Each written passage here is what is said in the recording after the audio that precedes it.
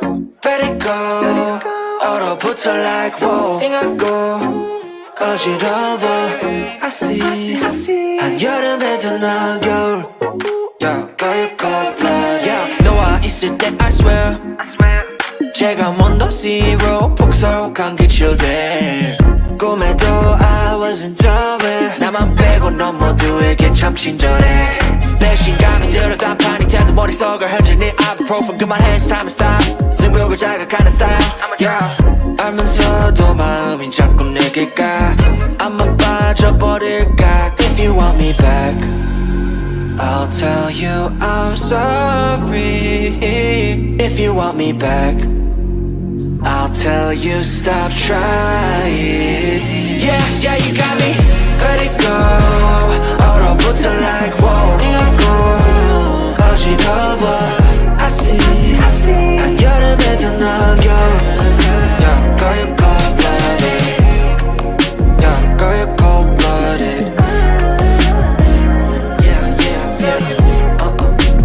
Girl, you cold-blooded. Girl, you cold-blooded. I'm like frozen 뭐야 모든 스트레스는 gotta let it go 했어. 소개팅 데이팅 어플 다 깔아 또 보았어. 반대가 끌린대 opposites attract. Don't know about me and you, yeah we fell into the cracks. Yeah 깎고 너네 no cap. 왜 나는 보여 what's happening. 객관적일 수가 없이 이미 game white flag and waving fast. Yeah I'm leaving back but 말해도 너만 보면 나도 내 맘 I don't know 이거 love a relationship이 헷갈리기만 해 girl. I'll tell you I'm sorry. If you want me back, I'll tell you stop trying. Yeah, you got me. Let it go. 얼어붙어 like whoa. 띵하고 어지러워. I see. 한여름에도 넌 겨울. Girl, you cold-blooded. Let it go. 얼어붙어 like whoa. 띵하고 어지러워. I see. 한여름에도 넌 겨울. Yeah, girl, you cold-blooded. Yeah, girl, you cold-blooded. Yeah. Girl, you cold-blooded. Girl, you cold-blooded. Yeah, girl, you cold-blooded. Yeah. Girl, you cold-blooded. Girl, you cold-blooded. What's going on, everybody? Welcome to another edition of Sir Hill Speaks. What's good with everybody? How are you tonight? I am glad to see you. 6 o'clock Wednesday evening, Central Standard Time. I am glad to see everybody who's tuned in to listen to us have a dope show tonight. What's going on, chat? I see some people in the chat already. I see the world class is in the building. What's good with you, sir? Take heed to the message is in the building. A member of the channel. She is here. What's going on, Take Heed? I see Andre is in the building, and the one of the only Anye is here. Good evening to everybody. I'm glad to see you guys are here. Glad that you're here. So tonight we're going to have a really good show. I got an opportunity to talk with somebody who I respect. He's a very great debater, a very critical thinker, somebody who is both poetic, but rooted in historical knowledge of our people as well. So I saw him debate on a couple different shows. I saw his perspective and his genuine care and love for Black people, for Black relationships and families. And so today he's going to be on here and we're going to be having a really good conversation about Black male leadership. Like this is the answer. So we're talking about this tonight. And so I'm going to present some questions and he's going to give us some answers. And we're going to have a really good back and forth. So before we get into this, if you are just entering into this stream, take a few moments and hit that like button. And then invite somebody to come in here as well. We're going to have a fantastic show. If you guys are ready for that, make sure you hit the like button, tell somebody to come here. And for those of you who are both old subscribers and new, do me a favor and make sure you're subscribed and that you hit the notification bell. You know, YouTube has changed up some things, and so many people tell me they're not getting my alerts. So guys, make sure you guys are subscribed and that the alerts are turned on. All right, guys, we're in here. Let's get to it. Bring it to the stage. The one in the, oh, this dude is so ill with it. Ilosophical. He is in the building. Y'all show your love in the chat. Ilosophical is coming to the stage. What's up, my brother? Oh, yep, you're mute. Yep. You're on mute. Peace. You can hear me? Yeah, loud and clear, brother. All right. Peace, man. Thank you for inviting me. Absolutely. Everybody in chat, show your love for Ilosophical. He is in the building tonight, and we're gonna have a really dope show. So everybody, this is Ilosophical. This brother is astute, a great debater. You don't want to get into it with him. You be his friend, be nice, be kind, save yourself. My guys on here. So we're gonna have a really good conversation tonight. Let me just ask you a general question about the topic. But Black male leadership is the solution. And I mean this in the context of family, the state of Black America. Black male leadership is the solution. Just hearing that, what's your thought on that? Is that true or is it false? It's true, but I think a lot of people can take that out of context in the sensitive times we live in, and they'll take that as, oh, the woman has no role. Black male leadership is the answer, but the complete answer is the Black woman and Black man together. You know what I'm saying? It starts with Black male leadership, but it ends with a union of both parties. Because contrary to popular belief, I love Black women, and the Black woman has a strong position to play. So we need each other, but it starts with us, definitely. Now, you said contrary to popular belief. So a question for you. With what you talk about, typically, unless you're saying, great words, anything that looks like criticism can be taken out of context, and then that can be a blemish in your character. So when you said, contrary to popular belief, what made you say that? I mean, because of how I got my notoriety, you know what I mean? I was talking about, I went viral on that clip talking to a young lady, and I'm gonna be honest, it's two parts. The first video, I used a little bit of vulgarity, but I was fresh from a lounge or a club.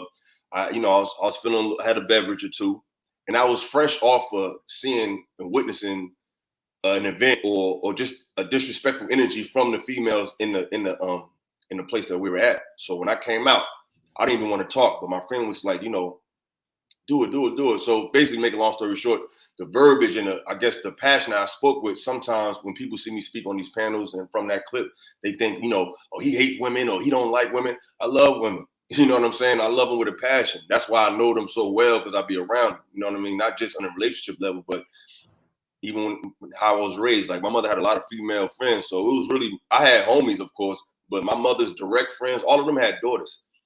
So I learned women from a lot of different angles, you know what I'm saying? So I just had a first row view on how women are in different environments, you know what I'm saying? My mother had some real attractive friends. They had real pretty daughters. They was models into all types of things. So wait a minute. Excellent. Okay. Yo, so Loki, he's saying he got the ladies. I was just saying, like, I got what you're saying. So I want to ask you a couple questions, and I really want to get into this. So on YouTube, I've been doing content for a while now. And when I first started off, I had some videos for men. I got about 11 views on most of them, about 11, 12, on a good day, 27 views on it, right? As we started evolving the content and we started talking about women and talking about, not only men's issues, but women as well as it pertains to marriage and relationships, then the conversation got a little heat. From that conversation, not only on YouTube, but in real life, I heard the statement that Black men have lied to women for so long, and that's the reason why the Black community is in the state that it is, right? And of course, those lies could be anything. Black men said that they wanted to be married, or they wanted to be fathers, or that they would never leave. I'm going to ask you a question. What lies just collectively have Black men told our Black women? It's a lot, you know what I mean? I think one of the biggest lies is that I'm only dealing with you. I think most of the disconnect between women has often been a man just being unfaithful or with another woman. I think that's really been the message that most women have presented. Or he cheated on me, he left me for another woman. I think men have been lying to them about who they can be as far as being faithful and only be monogamous. I think that's the biggest lie. But I think a lot of women lie to themselves based on the men that they choose. But I think the biggest lie is just monogamy. I think a lot of men deal with multiple women, and they're not oftentimes upfront with that. And then women find out, and it kind of just throws everything off. So let me play on that scenario. So let's say, in order for men to be more honest in dealing with black women, if a man wants to deal with multiple women, he should be honest up front with his black sister. If that's what he's into, he should let her know. But at the same time, like I say, a lot of women lie to themselves because, first of all, and I'm not here to push polygamy or nothing like that. I can't afford to be a polygamous person, so I'm not pushing this out there because I'm trying to do it. But when you're dealing with the nature of a man is naturally polygamous. Even if you take sex off the table, and I've said this before, just based on how a man contributes to the world, men contribute to things that deal with multitudes of people. A woman might work in an office with a business or under a CEO, or she might be a teacher for a small group. Men always deal with things that feeds multitudes of people. He might work on a power line for a whole state. A minister might preach to a whole congregation. So a man is naturally polygamous, even if you take sex out of it. So I think women lie to themselves about what a man is because we've been so inundated with female culture and what a woman is, and your mama, love your mama, put the woman first, that I don't think women really take into account what a man really is and how his nature really is. And then they want the most elite men. They want the most popular men. They want the most attractive men that other women want. Men are not monogamous by nature. If a man is with you, ladies, it's because he's chosen to turn that side of him off to cater to your needs. So I think a lot of women lie to themselves by denying a man's nature and trying to pursue the most sought after men in their community. So you get what you ask for. You don't want to deal with just a regular guy. You want the best of the best, the cream of the crop that every other woman wants. Not saying you should settle for whatever, but you got to know what you're asking for. You're dealing with a man. A man's energy is very unbridled, and especially if he's financially set, you really can't control that type of energy. What you're going to tell a man who's naturally polygamous, he's in shape, he's tall, he's attractive, he's making big money. What you think he's going to do? You know what I'm saying? Why don't you humble yourself and just try to deal with a regular guy? But they want the best of the best, but they don't want what comes with that. So is the issue that black men have lied, or is it that black women don't really understand men? It's both. Which comes first? It's both. I think it's both. And they're even. I think black men lie to women and black women lie to themselves. I think it's a two-way street, So I think we just got to be honest with who we are. Not saying a woman should accept that, but at least respect what a man is and not try to dismiss his nature as some primitive, boyish, I can't control myself. Like, because women always say, we bring in life, we bring children to the world. You do bring children to the world. You do have life in you.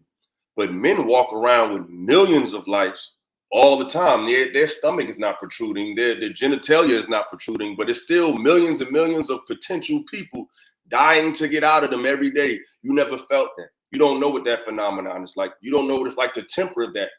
And they don't even care. It's not even considered as something to ponder. So it's like, I don't think the biology of a man and the spiritual ramification of what a man really entails has ever been really discussed or even talked about in the community. So it just dismissed that, he can't control himself. But you're not a man. You don't know what it's like to contain all this energy and testosterone.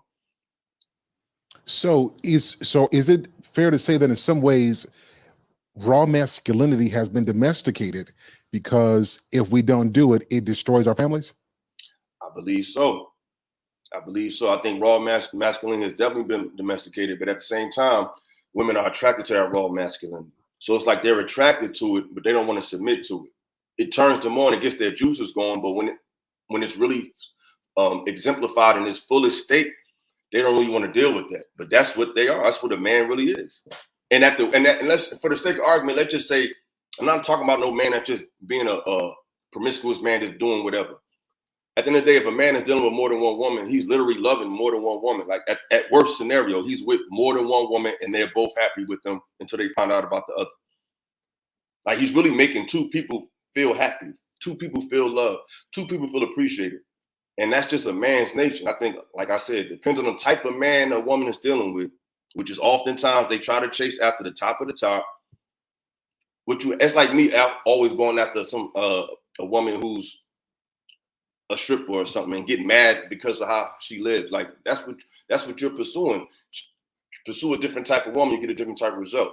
You don't need a guy with all the money, all the flash, all the girls, all the attraction. That's the guy you want, but you don't want what comes with that. you can't bridle a lion.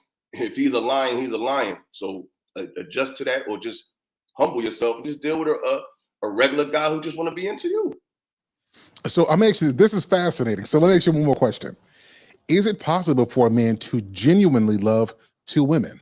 Now, here's the premise for that. So typically you hear, if a woman finds out that a man is entertaining another woman, her response is, you never loved me. So taking that scenario, is it possible for a man to genuinely love two different women? I think so. You know, I see it all the time, because a man has an emotional dexterity that's downplayed a lot. It's like, for example, if you go to and I've used this example before, if you go to a church, you go to you're a member of a congregation.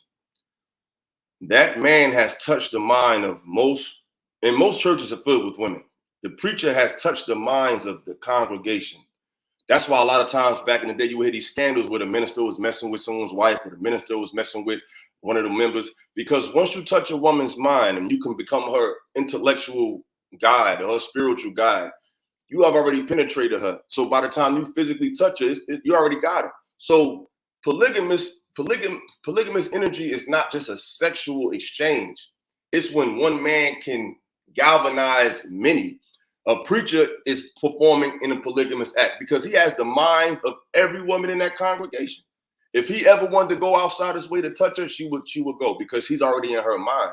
So a man has the ability to not only love more than one woman, but to teach, reach, and touch multitudes of not just women, but people, period. A man is built to galvanize. I think a woman is built to deal with a group and support one who galvanizes. But that's just a man's nature. He's always galvanizing the group. He's always working towards things that deal with the city. He's working on things that affect the globe. That's why a lot of women say, we don't need men.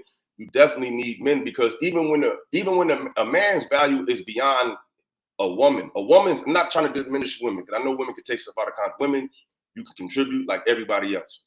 But in your primal state, your contributions is to a family.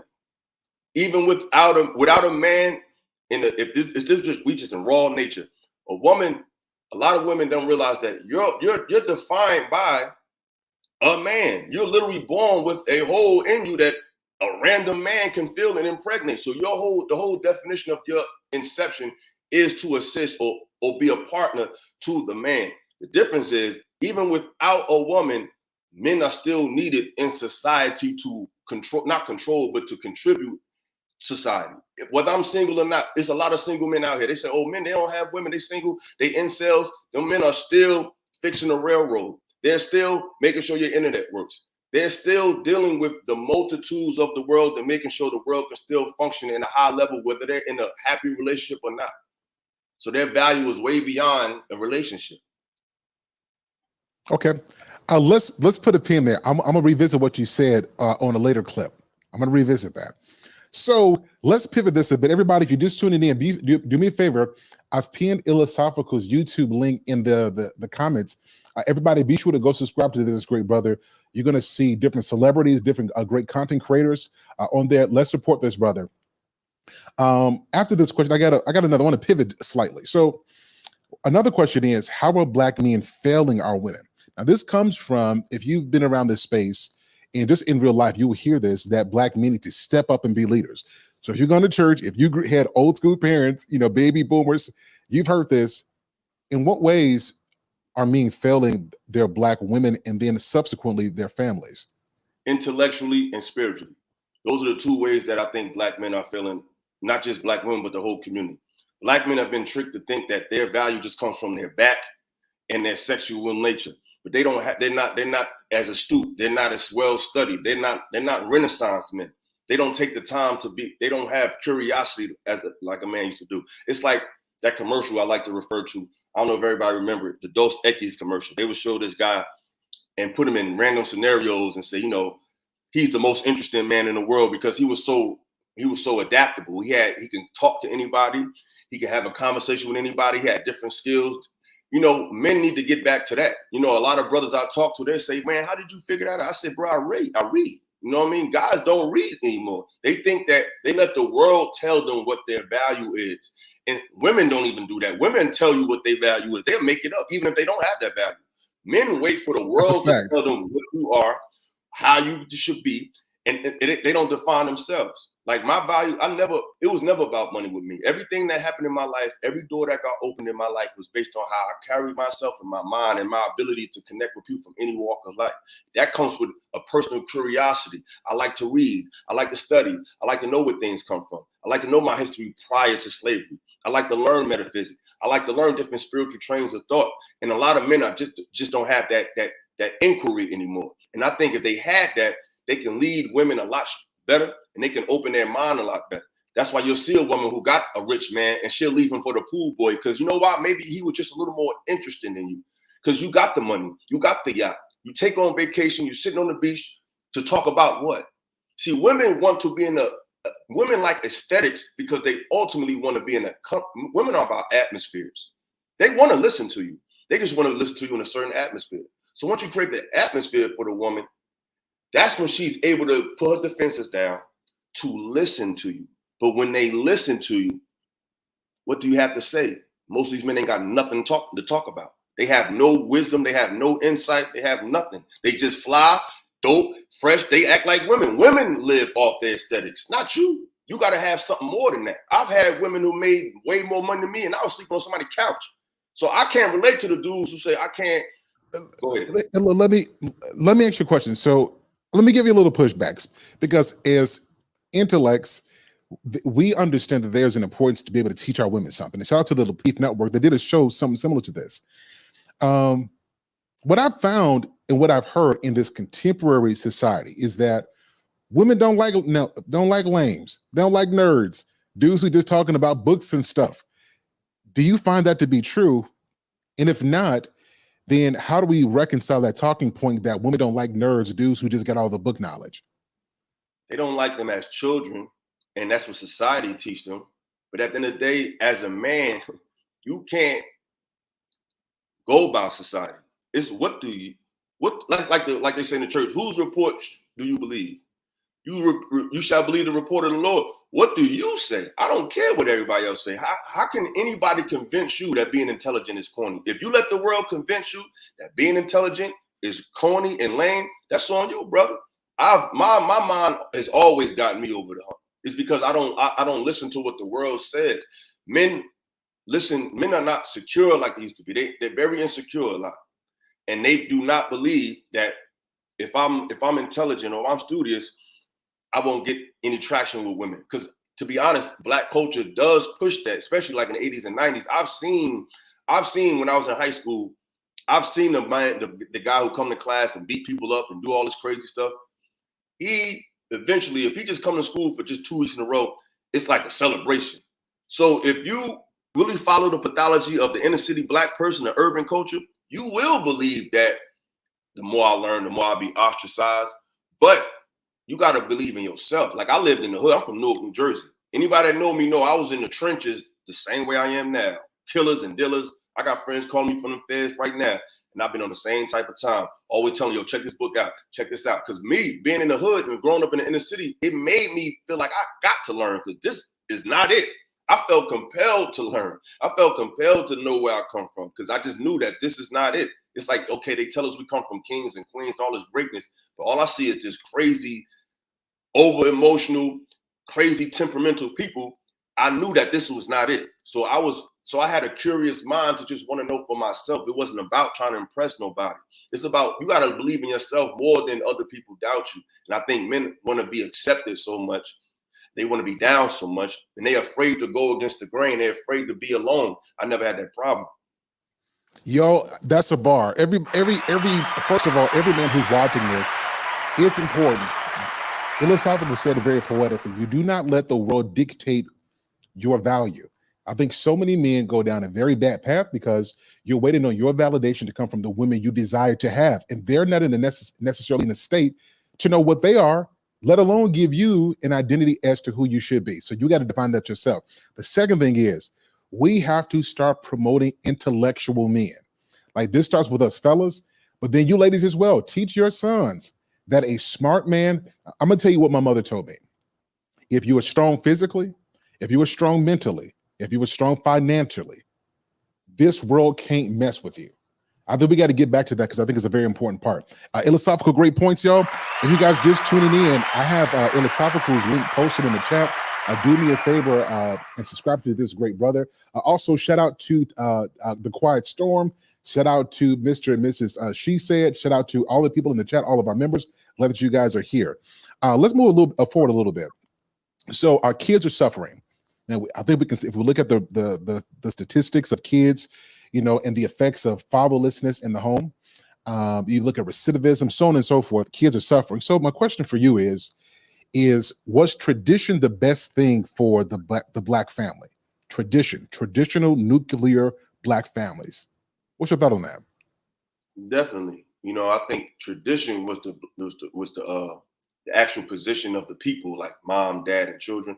I think that structure was good. I think where it went wrong was when this is what I saw growing up in the late 80s, very late, because I was 5 in 85. I mean, in 1990, so I was born 85. So really from the late 80s to early 90s to the 2000s, I seen a lot of houses get split up over two things: money and religion. And I think when women ask for the leadership of the black man, they try to dictate and limit what that means. I seen a lot of men. They joined churches and they started, you know, they might hear something from the minister that they really don't understand, and they would do inquiry. They would read, they would study, and they would come back to their wife and say, "Hey, sit, baby, check this out," you know. And they will resist that because they've already given their energy and given their mental capacity to the minister, totally pushing their man out the way.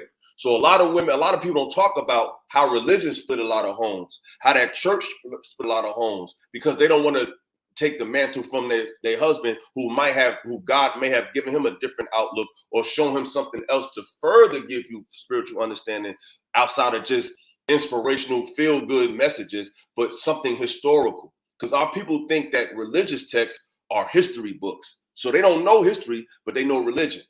But religion has historical elements to it, but documented history is documented history. So a lot of times women want to temper and control how you lead them and really push up against, you know, African-centered consciousness or indigenous consciousness or ancient philosophy and wisdom.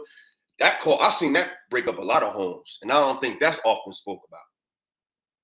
So do you think that men are too focused on catering to women and that we should instead, if we know that this direction works, we should do it? This is not, of course, to say without her input, but if we're clear on the direction, we should stop catering to this modern mindset. Is that your contention? Definitely saying that. Definitely. And stand on it. And don't try to change yourself, because if you got an approach to women, you got an approach to your life, you got principles for how you live and how you move. It may not work for every woman. It might work for 3 out of 10. It might work for 4 out of 10. But that's your number, then that's your number. At least you know when the women that do acquiesce to what you're talking about are really for you, instead of trying to convince a woman who don't like you, but she fine and she light-skinned, but she really don't really get with your program. Don't keep trying to adjust yourself for the minds of somebody who's probably not even half as red as you. You dumbing yourself down for them. No, keep your standards up. Don't switch up. If she ain't with it, she ain't with it. You stand on your principles and do that. But a lot of men can't do it because they want to be lit. They want the bad chick. But what define bad? Because if you're not intelligent and you're not open to intelligent thought, if you're not open-minded to something else, you're just attractive physically. But that doesn't mean you're a bad chick or a 10. A 10 to me is somebody who has a certain countenance. It's not just how you look, it's how you behave and conduct yourself. So men got to mature about what they want out of a woman. But if you don't know nothing, if you're not reading and you're not studying, you're not well read, how you going to be able to talk to her about anything? Like I remember when I first went viral, there was a brother who used my video and said, you know, modern women are about twerking and astrology. And I'm like, what's wrong with astrology? Why don't you know about astrology? Because if certain women are getting into, because a lot of black women, they might not do it the right way, but a lot of them are getting into their spiritual practices. They getting into things that are outside of the mainstream religions, and they're trying to tap into some type of indigenous spiritual understanding of themselves, and there's nothing wrong with that. The problem is a lot of men don't know nothing about it, so they can't even filter it for their woman. So when she talk about it, they're just like, I don't know about that. Why don't you read? If you learn something, when your woman comes to you, you can filter what she's learning because you know about it. You can say, baby, nah, that ain't it. Or baby, this is it. But if you don't know nothing, you don't know nothing. These dudes are just not read. They're just not intelligent enough. They're doers and they're providers, but they're not thinkers. They don't have any depth. Let me ask you one other question. So when you say education, and I'm asking this because different people have different perspectives on this.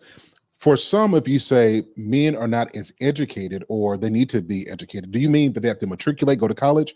Or do you simply mean pick up a book, read, and then ingest that and learn something? What do you mean by that? I mean to be self-educated, because a lot of people say, oh, black women are the most educated. I never went to college, and I know people that got bachelors and I'm doing better than. So it's not about, if you don't going to college just to go to college means nothing. If you're not trying to go for something that's specific, because other coaches, when they put their children in college, they tell them what they're going to school for. They already did their homework. They already know it's going to be a viable career in the next 5 to 10 years. They just tell our people, go to school, give your life to the Lord, and get married. We don't give each other any nuance or nothing. So you go to school for something goofy like African-American studies, you come out making $5 an hour. Like, no, go to school for something that's going to make you some money. I think black men are educated. They're not indoctrinated. And that's the problem. Women, they say they're the most educated. Whoa. Okay, chat. This show just took a turn.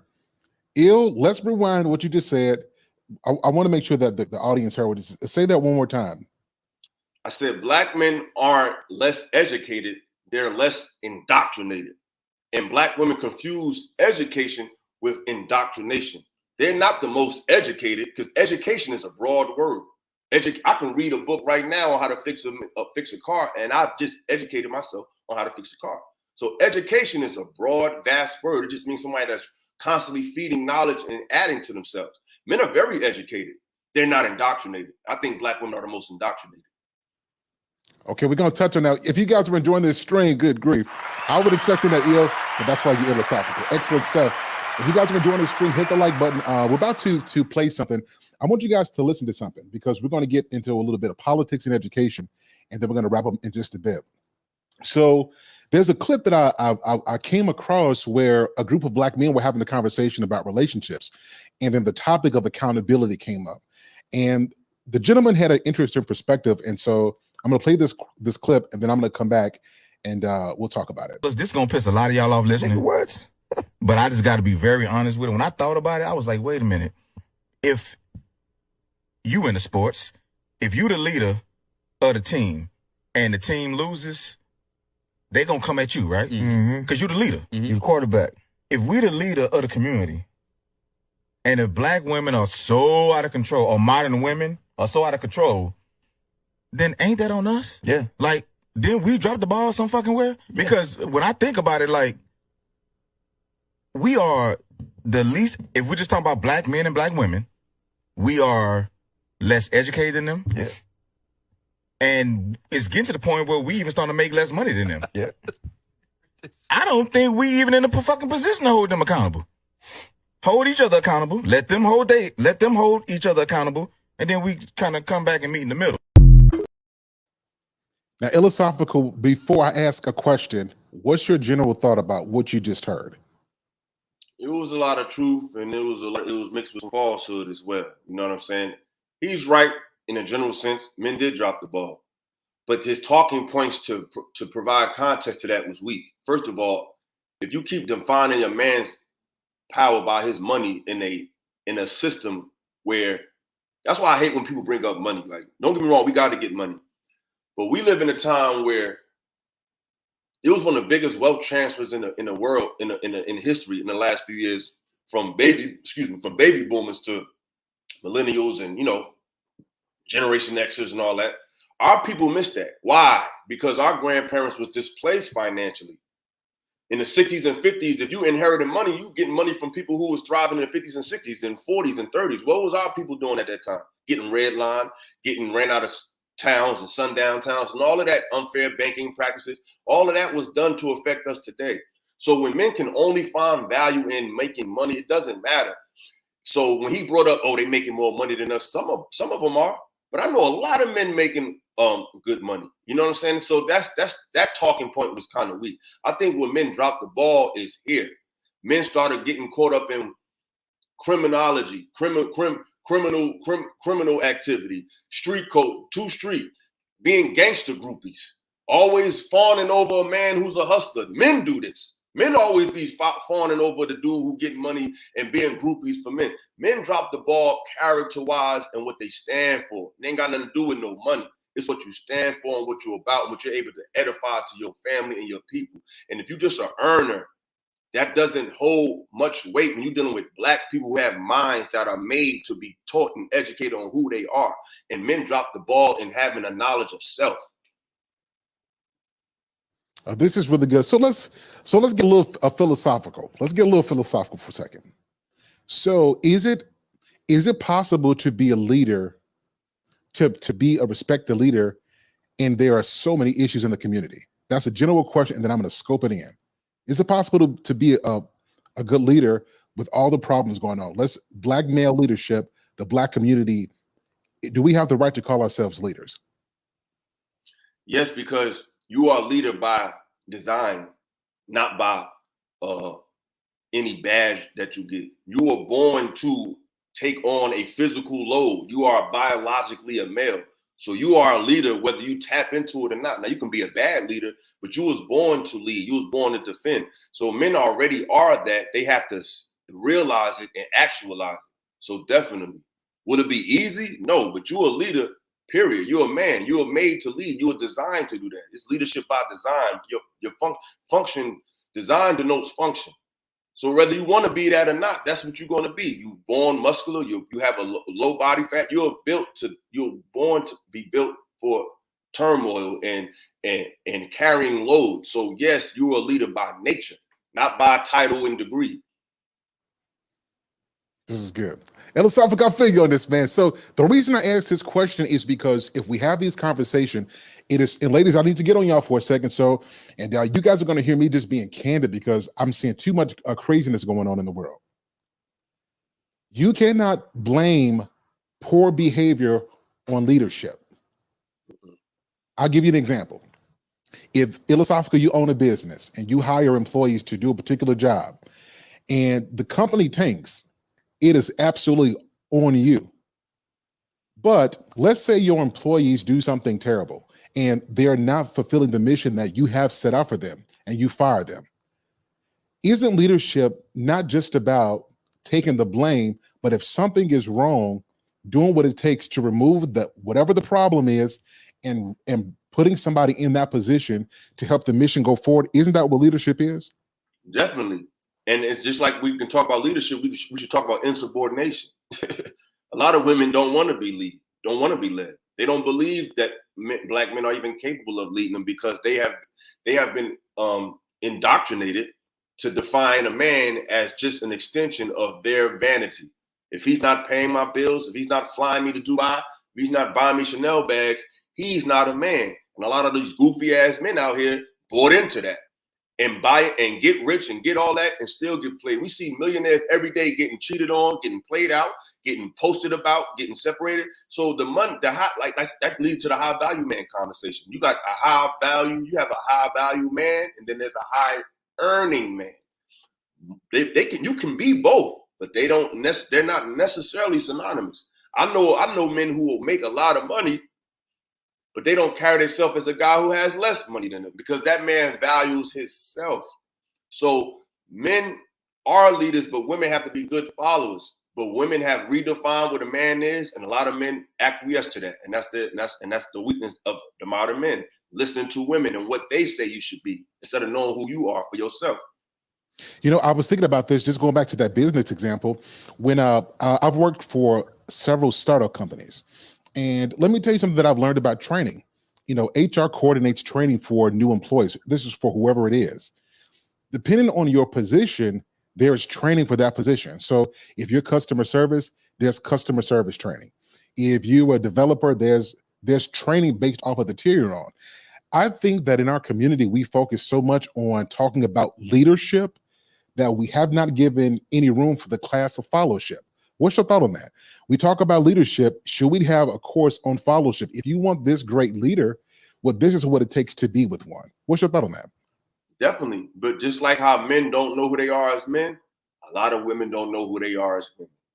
They only view themselves as an object of vanity that can leverage some type of wealth for how they look, when that's not even their power.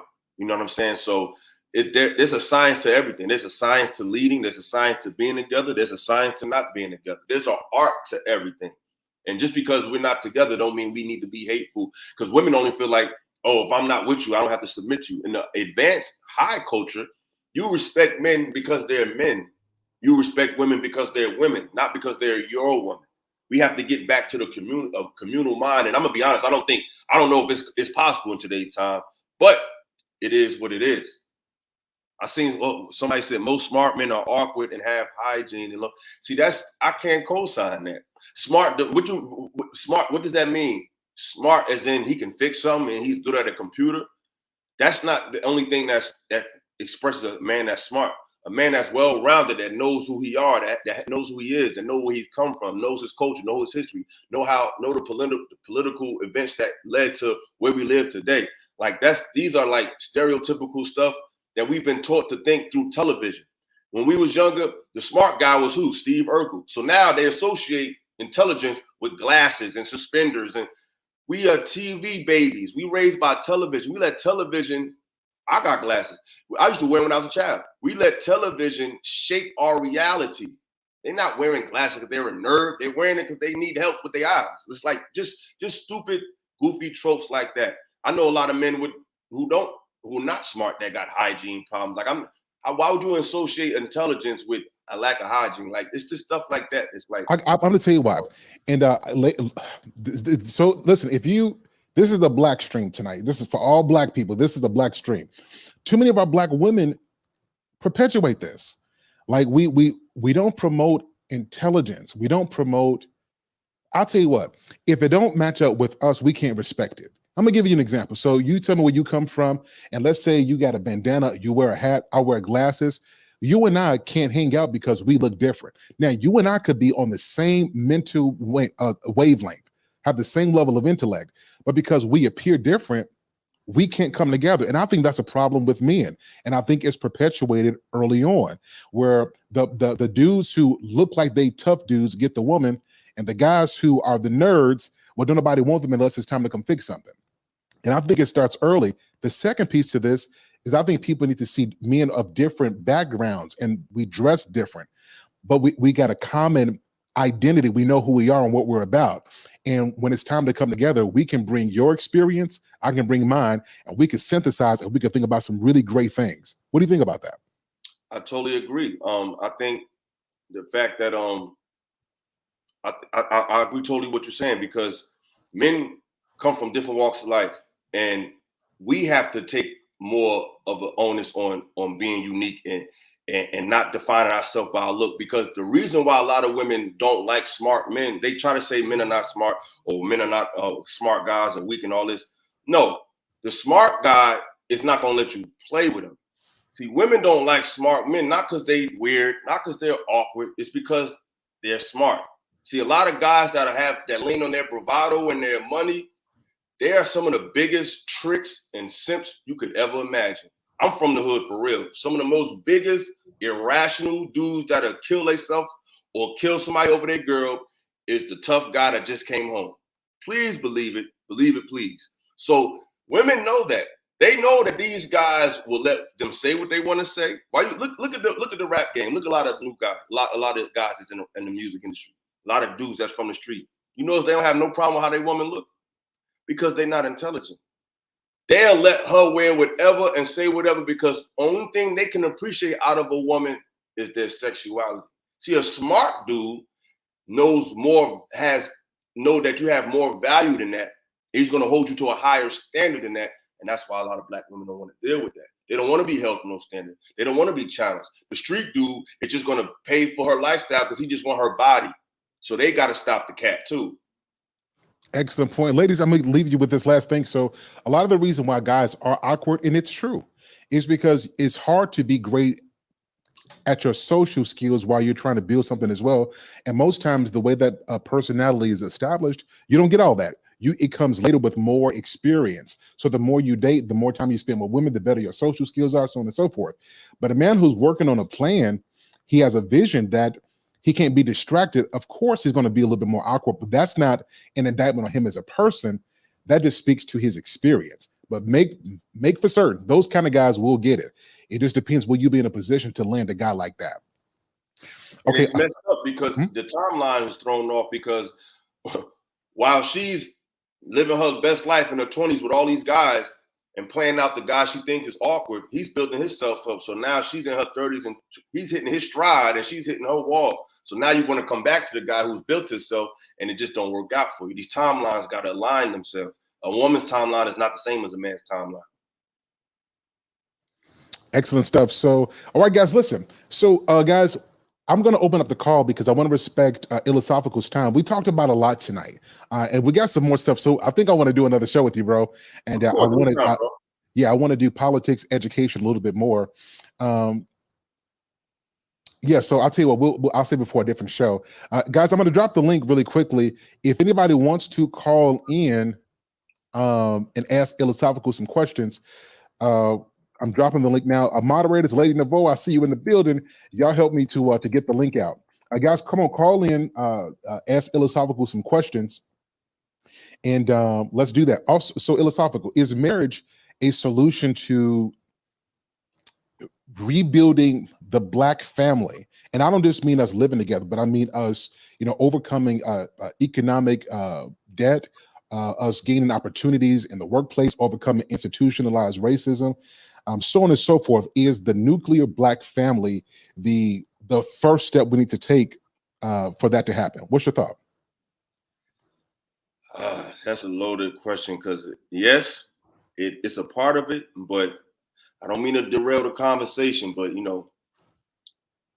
we don't have a national cultural understanding of ourselves. So it's like when you're dealing with people of different nationalities, regardless if they're single or they got married, when they're married, the tie that binds them is their flag and their culture and their nationality. We don't have that. So we're very dependent on immediate association because if we don't keep that immediate association with each other, we know that we don't have a greater community to depend on. See, other cultures got that. So whether they got families or not, whether they married or not, whether they're in a relationship or not, they have a cultural community. And I think we need to get back to a nationalistic, cultural, historical identity of ourselves and build from that. Because just in case the family breaks down, you can still lean on that. We don't have no backup plan. That's why we get so caught up in our careers. A football player is a football player forever. A lawyer is a lawyer forever. They become their sorority. They become their gang because they don't have no identity. So they have to they bring their job and their career home. I remember I was watching a documentary years ago, not necessarily a documentary, but they interview athletes after they retire. These guys are millionaires and they be crying because they don't know what to do with their life no more. Like, bro, you just got $50 million and you lost because you can't run a football down the field no more. We don't have no culture. So I think we need to find out who we are again and build from that. And once we do understand that, of course, family is everything, but we need an identity outside of our immediate acquaintances. We need something that's broad that includes the whole collective and lean on that. Excellent stuff. Okay, guys. So what we've done is I've pinned the link for you guys to call in. Shout out to all of you guys in the comments. You guys are amazing. I want to give a shout out also to Andre, who gives a super chat. He says, I like what he said about that my two words are education versus programming. Education means to pull up and out. To pull up and out, not put in. Okay. I appreciate you, Dale. Thank you so much for the $5 super chat. Thank you guys so much. Really appreciate you. We do have a call who's coming here. Somebody I definitely respect. My dude Driscoll's in the building. Driscoll, what's good, man? Oh, Driscoll, what's up, bro? Driscoll, I think you may be on mute. How y'all doing? Good. What's up, bro? Oh, man, not too much. I'm loving this show. Great build on you all. Excellent, man. So I'm not sure how much of it you heard, but what questions do you have? Yeah, I guess a little bit more clarity on your point about marriage. Philosophical. So are you saying like you feel like we as blacks need to have our own community per se, like within America? I mean, as a diaspora period, but definitely in America, we could start there. I think we're a broken diaspora all over the world. But I'm definitely a proponent of, if you want to have children, then I think you should get married. But I don't think, if you don't want to have children, I don't see the point of being married. I think you can still combine, you can be with someone, but I think marriage is for children and lineage.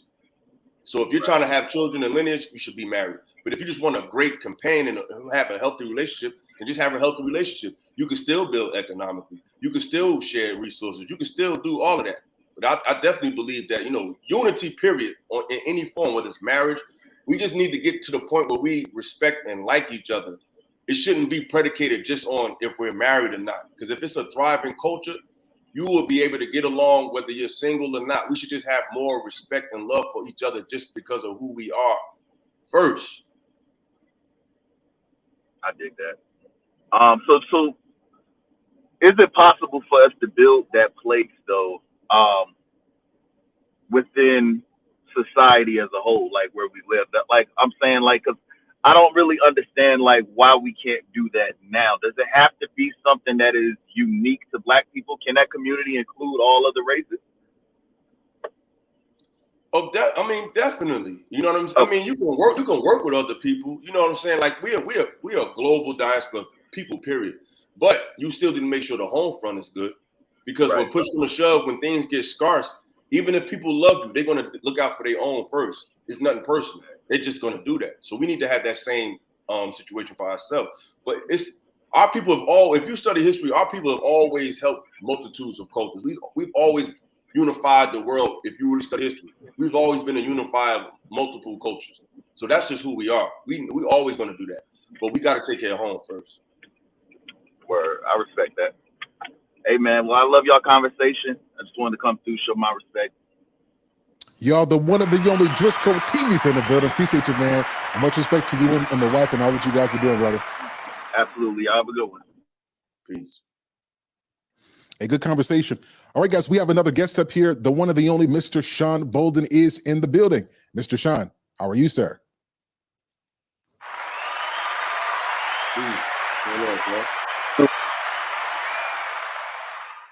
Yo, first off, salute.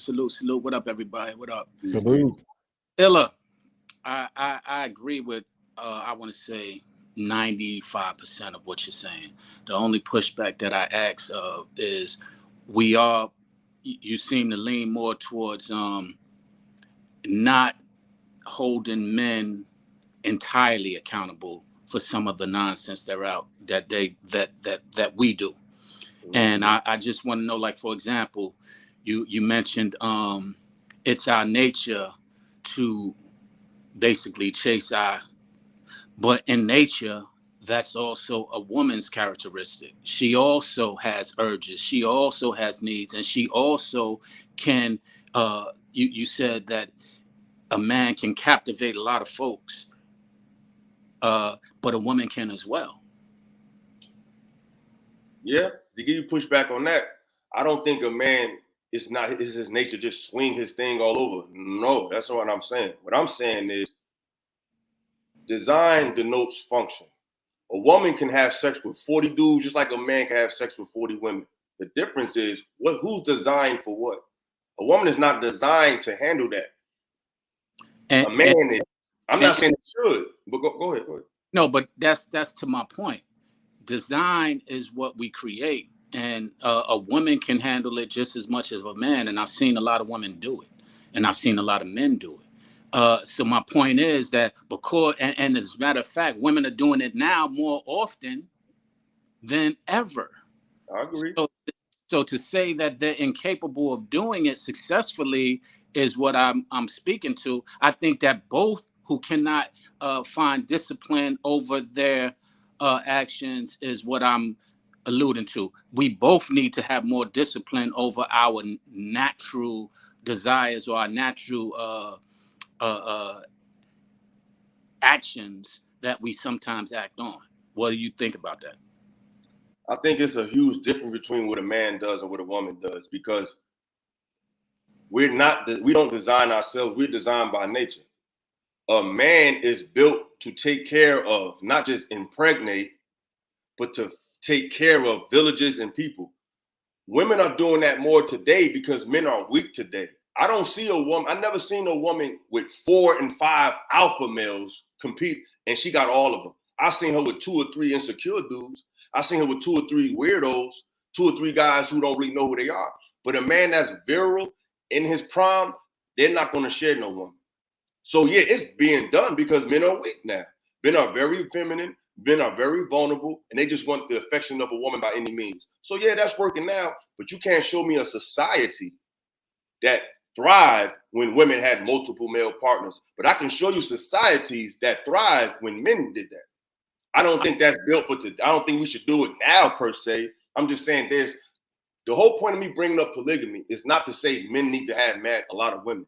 It was to bring up the point that women don't really understand or respect the nature of a man. It's not just an urge, because it's beyond just having sex with a woman. It's taking care of more than one woman. With a lot of men, when they become successful and rich, they're not just screwing or having sex with more than one woman. They're paying their bills. They're taking care of them. I don't see women with 4 virile, 6'4", athletic, prime men all answering to her. I've never seen it. And guess what? I can argue that that's because they're smarter and don't want to do and take on those responsibilities that men sometimes want to take on because of their bravado and because of their ego. And so, but they have done it. I've seen women take care of a lot of different people in the same way that men have. So my point to you is that it can go both ways. I think that it's irresponsible to sometimes take on things that might not be rewarding to your overall scheme of things. And sometimes women don't take it on purposely, but they have the ability to do so. We had Queen Sheba, who had the ability to have as many men as she wanted. She just chose not to. Okay, that's one woman, and we can't prove that. We don't know what type of men she's talking about. And there's a difference between a woman taking care of a family and multiple children than a woman dealing with 4 kings. A woman had 4 presidents, 4 CEOs. I've never seen that. Again, that could be by design and could be one of the wisest choices to make. Or because they can't do it. Well, that's theoretical. You're right, but it could be by design, because a lot of men who have strong queen women who are taking care of nations don't have a lot of women who take care of nations. They have a lot of women that you described as weak men. They have a lot of weak women. But if you have a strong woman who is taking care of a whole nation, let's say a queen, a literal queen, and you don't see a king with a bunch of different queens unless he just made them a queen because they're under him. Women who have a queendom actually have a queendom. You don't see kings having a lot of them. I haven't seen because a man don't need that. See, men keep, not saying you are, but a lot of men try to define a man through their mama and what women talking about. See, a man, I'm gonna keep it 1,000. A man don't need you to be no strong, powerful woman. He needs you to be feminine, cooperative, and comforting. I don't need a woman to have 800 credit score. And a man who has real means, he doesn't need a queen woman to delegate nothing. He need her to bring him some peace. So that's why a man don't need a woman to do all of that. That's what modern society has taught you, that you need a woman to do this and do that. If I'm a millionaire, I got 300 million. I don't need much from her. I just need her to be there, support me, be a comfort to me, help me around the home. I don't need that much because it's all within me. So it just depends on what type of man you are. I think a man of means doesn't need a woman to be a boss like him. I don't think that. I agree with you in that circumstance, but I then reverse it that a woman who has means doesn't need a man like that. So I think she does. I think she doesn't need one on the surface because that's what society tell her. But on the inside, she does need it. I don't think money and progress and ambition only brings the man out of a woman. So you're right. She don't need him no more. You know why? Because she's no longer a woman. See, a woman does need a man, but once a woman takes on man responsibilities and takes on man's ambitions and becomes all ambitious, it's cool because you're making money. There's nothing wrong with it. But there's the law of correspondence, cause and effect. So yeah, she doesn't need a man because she's no longer a woman. All right, so Sean, we got 60 more seconds and I got to get to the next caller. Okay, my last question is, have you studied Queens? Because we do it. We have a tendency to study. I study history. I haven't studied a lot of Queens. I study a certain period of history I'm open to anything, any literature you can bring my way. Give it to me. If you got a book for me, because I'm a big book person. Okay. Give me a book reference. DM me, bro. I'm open to be corrected. Give me all the information you can give me. I'll look it up. Okay, all right. That's fair. I'm serious. I'm serious. Seriously, all I would say is this: challenge yourself. I'm probably not going to give the book information, but challenge yourself to study Queens in addition to Kings. So, Sean, I got a quick question before you go. Is your contention that men and women are the same? Is that your contention? My contention is that men and women have a lot of the similarities, and no, they're not exactly the same. Biologically, they're not the same, but they often can do similar roles and often think similarly, but we often downplay that. We often know. So let me ask you this question. Do you see that as an inherent problem, that we have men and women who are fundamentally the same? Do you think that that's a problem in the world as it exists today, particularly for the Black community? I think it can be problematic, and yes, it is starting to create problems, and not starting to, it has been creating problems in our Black community for years, decades even. Okay. All right, Ilosophical, did you have any other questions for Sean? Oh, that's it. Hey, Sean.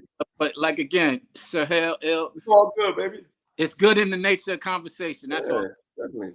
Yes, Sean. We'll do this again, man. I got another show coming up. I want you to call in, but I think we need to really do a serious breakdown, because I think with the politicization of gender, with roles, with all this stuff, everything has been lost in translation. And I think we focused on equalizing everything to the degree where we don't really appreciate men for being men. We don't appreciate women for being women, because somehow it's offensive to even say that. So I'm going to do a show. We're going to get into that. Not today, but we'll come back and I'll have you on, Sean. Absolutely. All right, brothers. Have a good one. Have a good one, man. Everybody show Sean some love. A good friend to the show. Y'all show some love to Sean Bowden. And thank you, moderators, for dropping this link. Much appreciation to you guys. Bringing up the lovely, the one and the only, the Wife School podcast is in. She's in the building. What's it on, Wife School? Hi. Hey, what's going on? I came to attack Ilosophical with my 800 credit score. I'm just playing. I'm just playing. Oh man, I'm enjoying what I'm hearing. I think it's very important to hear from, an intellectual Black man about the current state of our community, and not just, religious, but, actually read books. It's not only that we have to be well-rounded people, but Ella, I wanted to address, I'm sorry, and good afternoon. How are you? Sir Hill, good afternoon. How are you? I wanted to address how you said that, like, our identity, that we've lost it, that we've lost connection with it. The Wi-Fi has been turned off. There's static in that, and that we don't have a flag. But as I look around, we have the Pan-African flag. I was excited about that.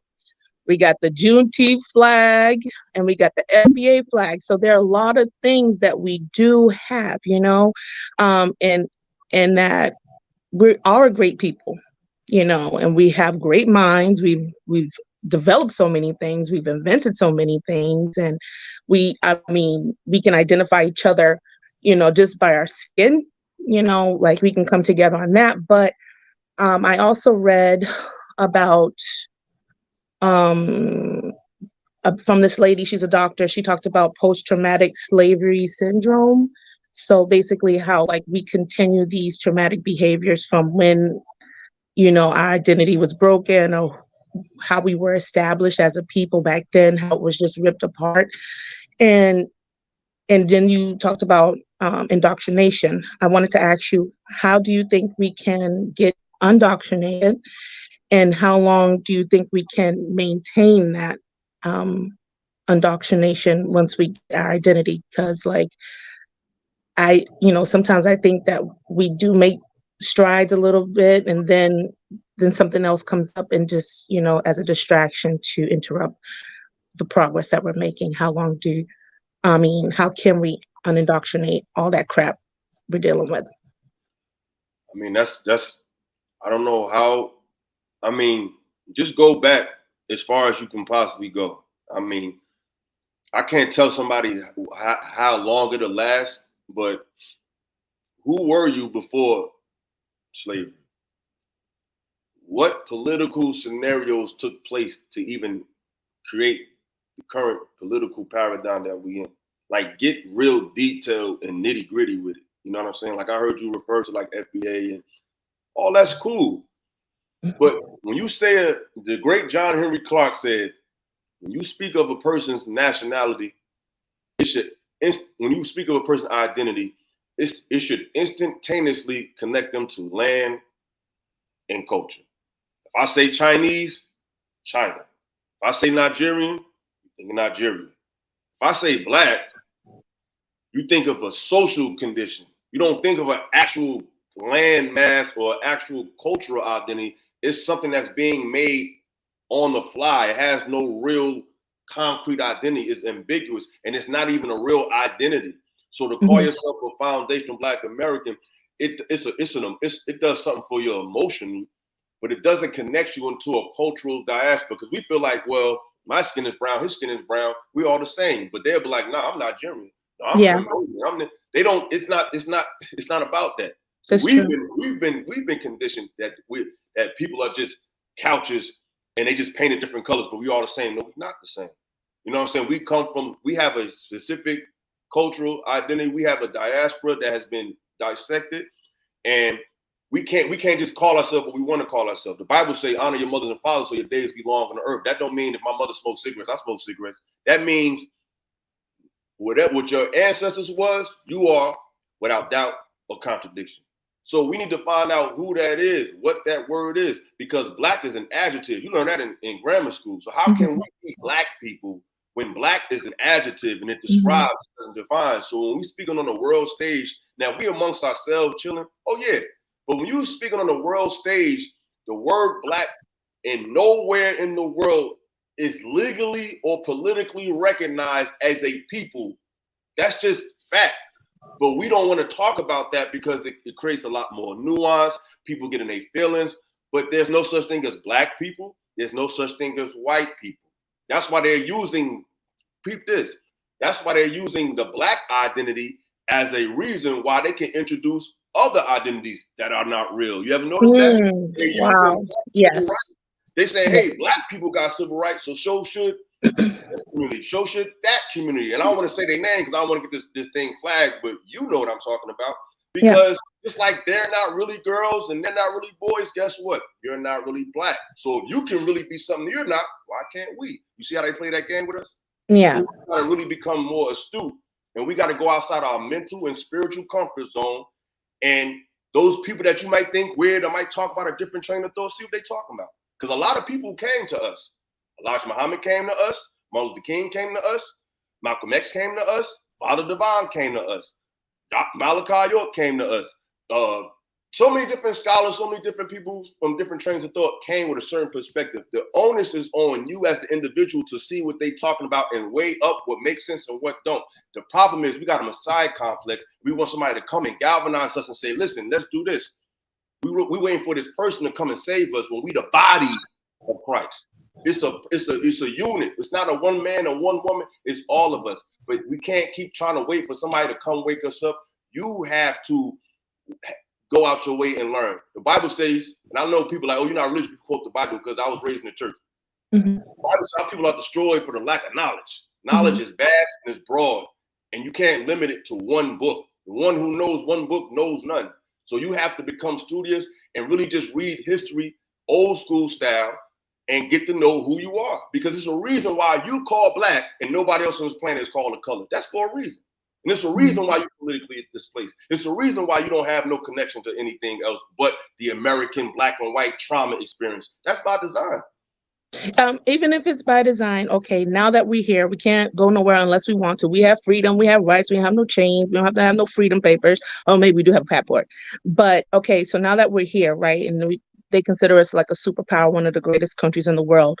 Do we embrace that without all the other stuff and redefine it now? Because I know that a lot of people we're talking about redefining our image now. So do we just embrace being American, like leaving the black off with it, or say Afro-American? Do we embrace that now and redefine it? Is that something that we can do? That's within our control, right? It's definitely in your control. Like, I don't want to change. I don't want to take over the show, and because I'm a big book guy.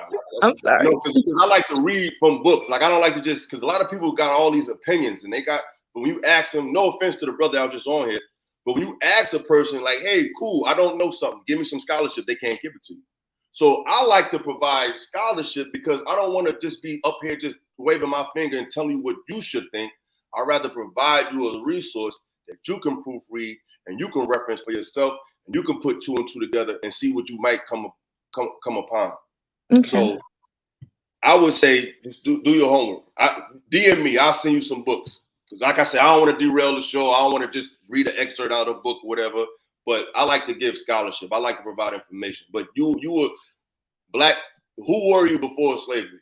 I'm gonna just say that. Even the word slave is not even don't mean service. Slave come from the word Slavaskian or Slavic, because the original slaves were the Slavs. So you was never a slave, because that's an ethnic slur.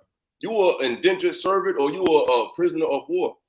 But like I said, I don't want to get too deep, you know what I mean? Because I can really like go in for real. But just find out. Just do your homework. Yeah, so 60 more seconds. A Wife School podcast. Do you have any more questions for Illosophical? No, I don't have any questions. I just wanted to come with a black sister with some intellect. I don't know. I like to read. I like to learn. I just thank Illa for his perspective. It's greatly needed. And I just wanted to ask him a few questions, about some suggestions that what we can do, because I want to see solutions, in our community. That's what we need. We need those solutions. And I think this is the starting point. Hopefully more people will listen and tune in. So I thank you guys for having me. Appreciate your Wife School. All right, y'all, chat it over today. Show some love to the Wife School podcast. Appreciate you. All right, Jamal, I see you back there as well, but you look naked. You look like you ain't got no clothes on. If you ain't got no clothes on, what kind of mess? All right, so Illa, so you've got a lot of questions. So I think we probably should do another part. And the reason why, we got to get deep. So we was on surface level tonight, but we got to talk politics. We got to talk education. We got to talk about institutionalization. We got a lot of stuff to discuss. And I didn't want to do it tonight because I want to respect our time, but I think we got to go deep. We got to have a deep conversation.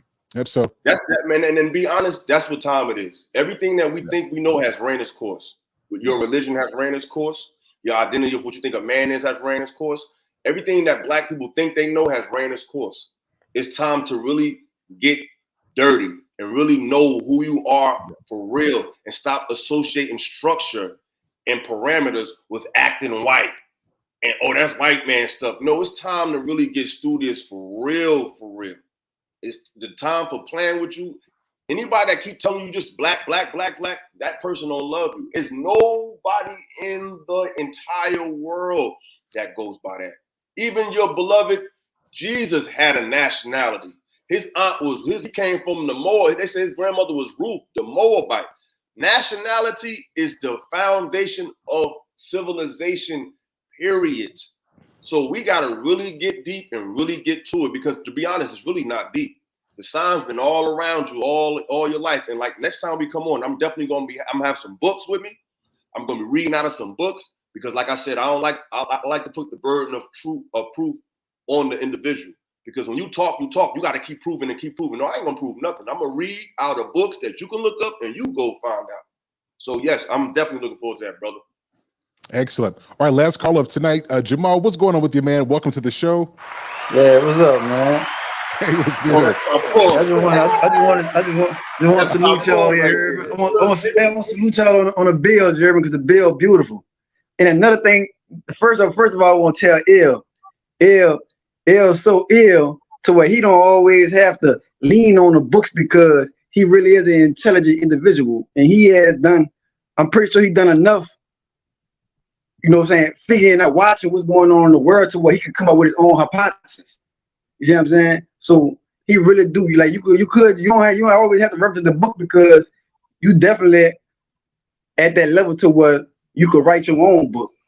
You see what I'm saying? I respect that, brother. So, but and another thing is I want women to really understand about, because they always want to be equal with a man, but not understanding that in our real roles, we put more on the line. Because if somebody come in the house, we got to put our life on the line. So that's why we really expect y'all to. Do y'all think that's a problem? Like where they don't feel like we putting more on the line? That's why we feel like they should, like, really we should have a higher quality of living, because we have as a man you have a more short expectancy. You know what I'm saying? You're not expected to live as long as the woman, because if any danger comes in the way, you have to be the one to put your life on the line. Bro, you're absolutely right. I mean, the only reason why women and other men think that women are the same is because of the life and the world that men have created to give women the ability to be independent. So even your independence was created by the luxuries of men civilizing the world. So it's like no matter where you go, there you are, looking right at a man. Get over it. You know, to that point as well, I think it's so easy to argue that men give their lives on the line, to which modern women will say, well, I don't need a man to do this. I got a piece. But I think you strip away all the physical stuff and you go back to divine order. It's a divine reason why we are the way that we are. Like, if we really get into this, and this is too deep for this show, but we are not what we see. We are really what we don't see. And that we just have material. And that's too deep of a conversation. So if we get into that, then there's a divine reason, meaning of what we are. And this is not to say one is less important. And I think this is what we get to. This is the contention we get, is that men are leaders, and it's not based off we're going to lay our lives down the line. If we go back to this, it's because this is divinely established. So if you mess with this, you're messing with our divine selves. Exactly. And this is the thing where it's funny with women. The only way you can describe a woman's strength is her masculine attributes. You're not describing a woman yet. They always talk about she works, she make money, she provide. That's great, but those are all masculine attributes.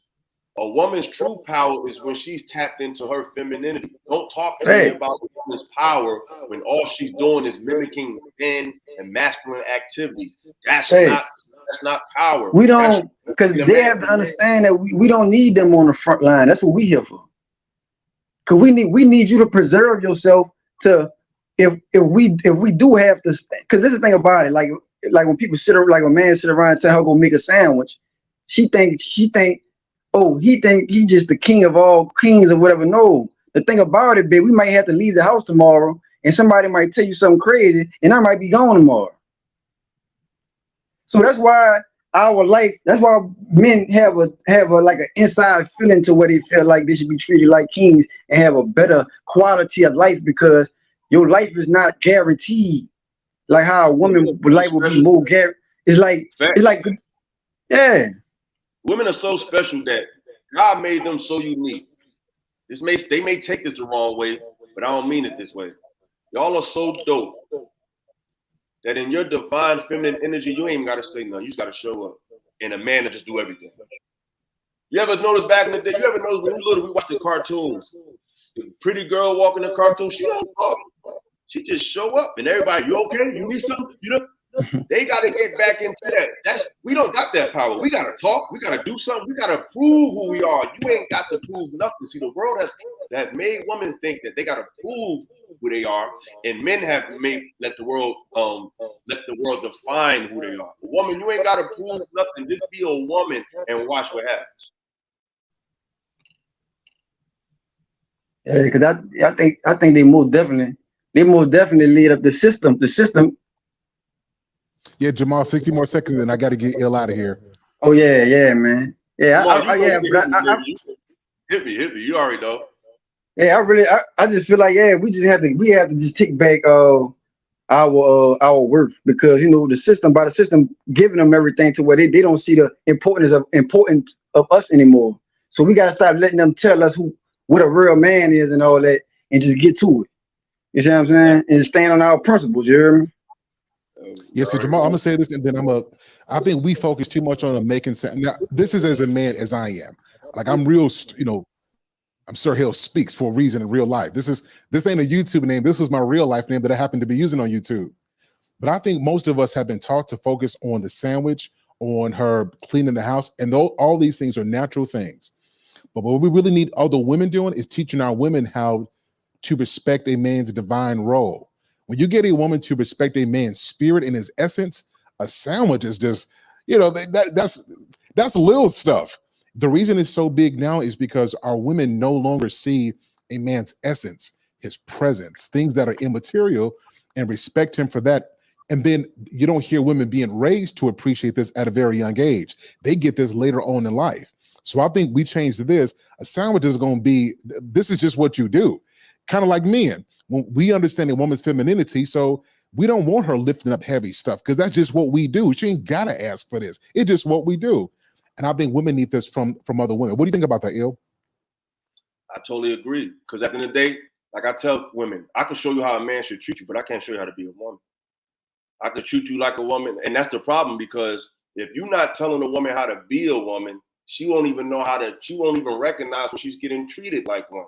That's why women pick the wrong guys, because no one taught her how to be a woman. So if you don't know how to be a woman, when a man actually treats you like a woman, you think he weird. No, you weird.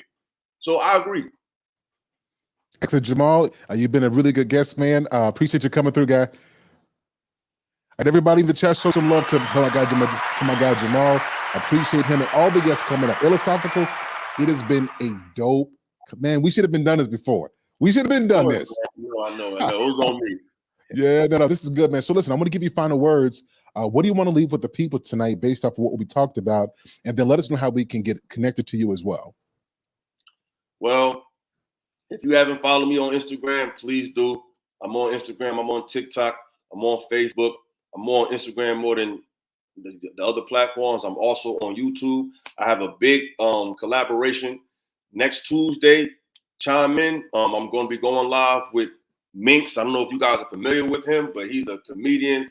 He does a lot of skits. I had an interview with Big Ja a couple weeks ago. So I got a lot of collabs coming up. So just stay tuned, support it. Open your mind, read, become studious, know who you are. You know what I'm saying? And just get studious again. Stop accepting these labels that the world try to give us of who we are, and know that we have a national understanding of ourselves, and just be open to learning. Get outside your mental, political, and social comfort zone, because what we think we know has led us to where we at. So it's time to start over. Il, it's been a pleasure, man. We got to do this again. So everybody in the chat, everybody just type Illa. Type Illa in the chat. I appreciate you, my brother. Peace, man. I appreciate you. Yeah, y'all, that was a dope show. Before we get out of here, I got to show some love to my super chats. Shout out to Rush in the building. He says, "Simps are a cancer to society." I appreciate you for the $2 super chat. Thank you so much. Shout out to Angel Food. She says, "Excellent show. Thank you for being part of the atmosphere change that is growing." Salute to you. Thank you so much. Much appreciated. So, guys, before we wrap up, shout out to the Love Experience, Wife Scoop Podcast, Lee, Not for Humans, everybody who's in here, Lady Navoa, The Quiet Storm. Yeah, I know I see you. Bravo with Sheila. Guys, listen, I think we've danced around the hard conversations long enough.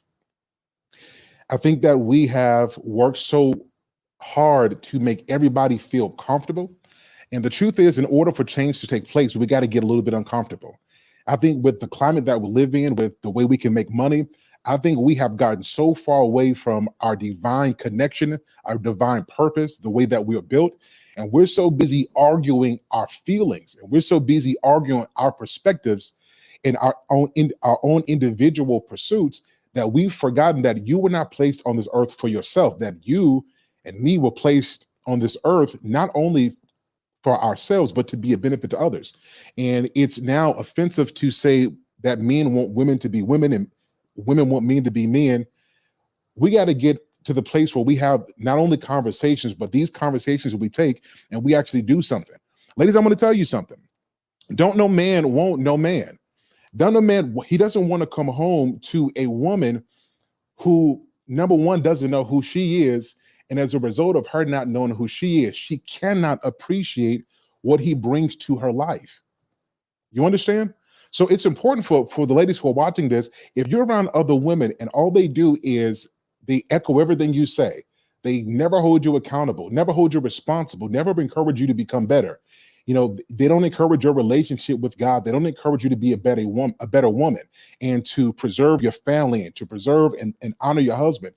You got to get away from them, because those kind of women, and I promise you, 10, 20 years from now, they're going to be by themselves. And if you hang around women who cannot appreciate men and all they do is blame men for everything without taking accountability for themselves, you're going to be one of those sister friends and both of y'all going to be alone. And that's not the way it's designed to be. The last thing that I'll say as well is that we need men to be men. It's okay and it's necessary for you to be stern or to be stable in your beliefs and not to let pretty faces or nice bodies manipulate your stance on being a man and what you want out of this life.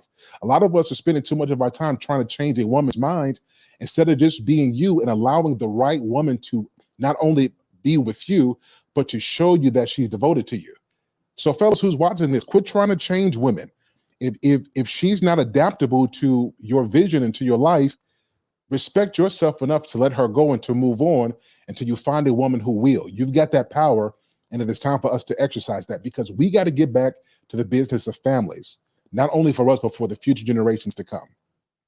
Well, everybody, it's been a blessing seeing you guys tonight. Much love to you. Hope you guys enjoyed the show. We will be back again next Wednesday, and I'll be back with you in the debate space this Friday at 6 o'clock.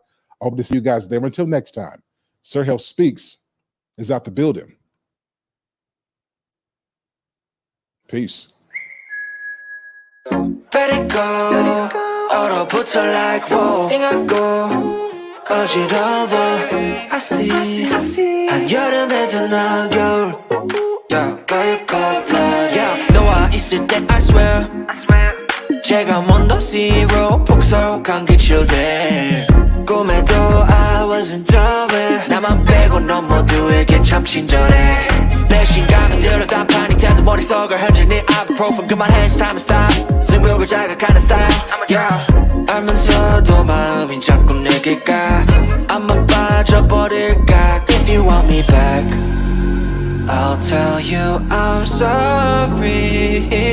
If you want me back I'll tell you stop trying. Yeah, you got me. Let it go. 얼어붙어 like whoa. 띵하고 어지러워. I see. 한여름에도 넌 겨울. Yeah, girl, you're cold-blooded. Yeah, girl, you're cold-blooded. Yeah. Girl, you're cold-blooded. Girl, you're cold-blooded. I'm like frozen 뭐야 모든 stress은 gotta let it go 했어. 소개팅 데이팅 어플 다 깔아 또 보았어. 반대가 끌린대 ever since the track. Don't know about me and you, yeah we fell into the cracks. Yeah 갖고 너네 no cap. 왜 나는 보여 what's happening. 객관적일 수가 없이 이미 game white flag and waving fast. Yeah I'm leaving back but 말은 don't know만 보면 나도 내 맘 I don't know 이거 love a relationship 헷갈리기만 해 girl. I'll tell you I'm sorry. If you want me back I'll tell you stop trying. Yeah, you got me. Let it go. 얼어붙어 like whoa. 띵하고 어지러워. I see. 한여름에도 넌 겨울. Girl, you cold-blooded. Let it go. 얼어붙어 like whoa. 띵하고 어지러워. I see. 한여름에도 넌 겨울. Girl, you cold-blooded. Yeah, girl, you cold-blooded. Yeah, yeah, yeah. Girl, you cold-blooded. Girl, you cold. Girl, you cold-blooded. Yeah, girl, you cold-blooded. Yeah, yeah, yeah. Girl, you cold-blooded. Girl, you cold. Girl, you cold-blooded.